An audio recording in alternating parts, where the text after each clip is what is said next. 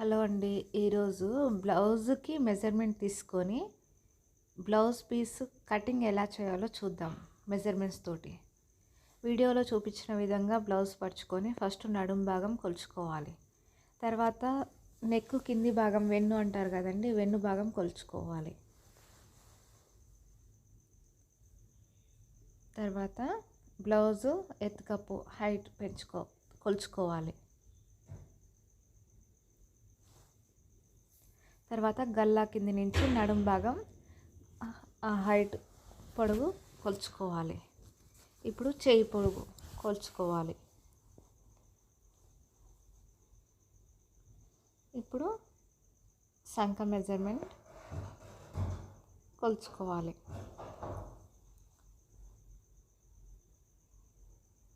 Hand loose కొలుచుకోవాలి.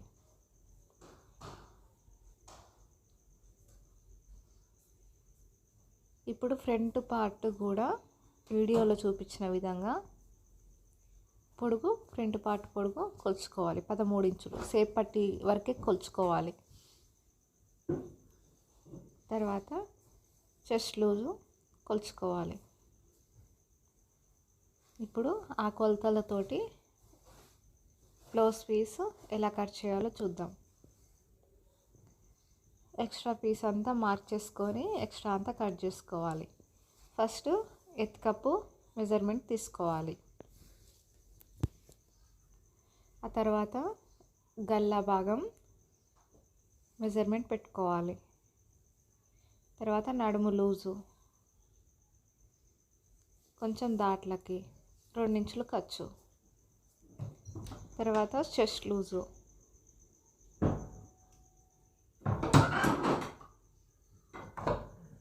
ఇప్పుడు సంక కుట్టు కానించి నడుము కుట్టు వరకు హైటు, నెక్ భాగం షోల్డర్. ఇప్పుడు సంక భాగం,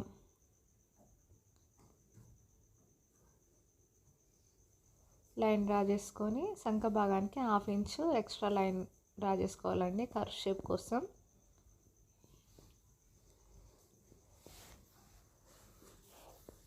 ఇప్పుడు మనం బ్లౌజ్కి కొలుచుకున్నంత సంక భాగం కొలత వచ్చిందా రాలేదా చూసుకోవాలి. ఈ మార్కింగ్కి చెస్ట్ కొలత మార్కింగ్కి కరెక్ట్ కొలవాలండి. వీడియోలో చూపించిన విధంగా కరెక్ట్గా కలవాలి. ఖర్చుకుట్లకు మార్క్ వేసుకొని ఇప్పుడు గల్లాకు 2 ఇంచులు కింద 2.5 ఇంచులు పెట్టుకొని డబ్బా షేప్లో లైన్ డ్రా చేసుకొని రౌండ్ షేప్లో మార్క్ వేసుకోవాలి.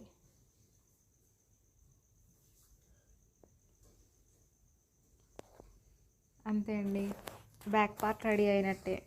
మార్కింగ్ల మించి నీట్గా కట్ చేసుకోవాలి.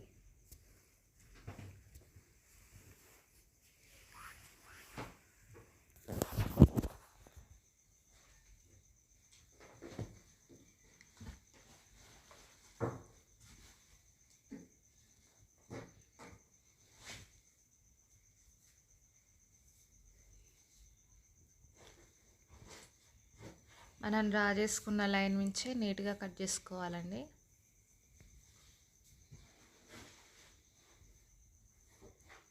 ఇప్పుడు హ్యాండ్స్ కోసం బ్యాక్ పార్ట్ కట్ చేసినాక హ్యాండ్స్ తీసుకోవాలండి. హ్యాండ్స్ తీసుకోగా మిగిలింది ఫ్రంట్ పార్ట్ కట్ చేసుకోవాలి. ఫస్ట్ ఎక్కువ తక్కువ మొత్తం నీట్గా కట్ చేసుకోవాలి లైన్ కొట్టుకొని. ఆ తర్వాత హ్యాండ్ పొడవు ఎంత ఉందో పెట్టుకోవాలి. పొడవు కాంచి ఒక లైన్ డ్రా చేసుకోవాలి. తర్వాత 3 ఇంచులు కిందికి ఒక లైన్ డ్రా చేసుకోవాలి. అక్కడి నుంచి హ్యాండ్ షేప్లో మార్క్ తీసుకోవాలి. హ్యాండ్ కటింగ్ షేప్లో.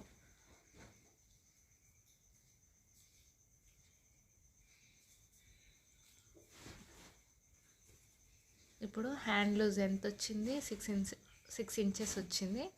2 ఇంచెస్ ఎక్స్ట్రా.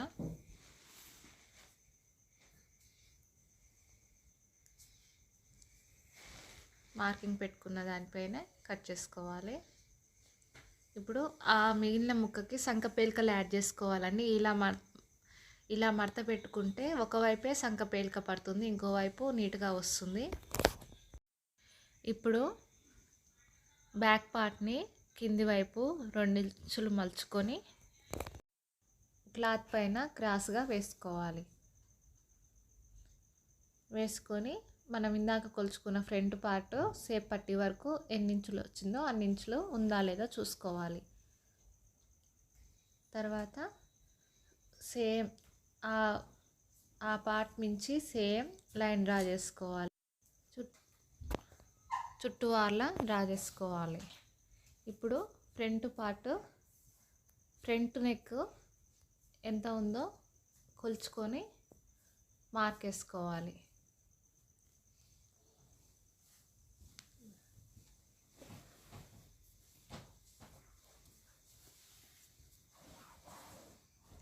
రౌండ్గా గీసుకోవాలి మార్కింగ్ వేసుకొని.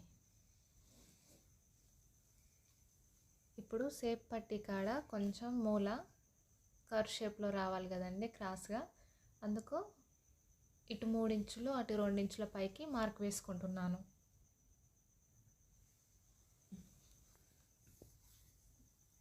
నీట్గా మార్క్ చేసుకున్న దానిపై కట్ చేసుకోవాలి.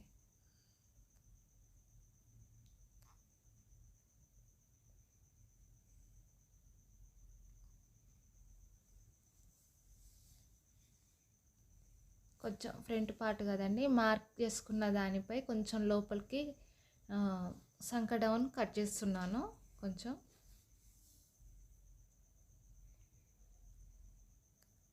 ఇప్పుడు మనం కట్ చేసుకున్న పార్ట్స్ అన్నీ బ్లౌజ్ యొక్క ఒరిజినల్ క్లాత్ ఉంటుంది కదండి, శారీ క్లాత్ పైన పర్ఫెక్ట్ అతుకులు రాకుండా వస్తుందో రావట్లేదో ఫస్ట్ పరుచుకొని చూడాలి. దాని ప్రకారం మనం కట్ చేసుకోవాలి ఒక్కొక్కటిగా.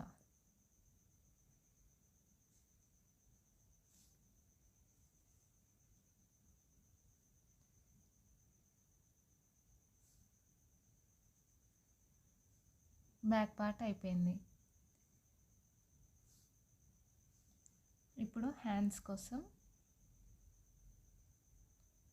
ఒకవైపు సంక పేలికలు పడతాయి కదండి, సంక పేలికల మందం మనం ఎక్స్ట్రా ఫస్టే కట్ చేసుకోవాలి. లైనింగ్కి ఎన్ని అతుకులు పడ్డా ఏం కాదండి, కనిపించదు. శారీ క్లాత్కి అతుకులు పడితే అస్సలు బాగోదండి, ఫినిషింగ్ అనేది కనిపించదు.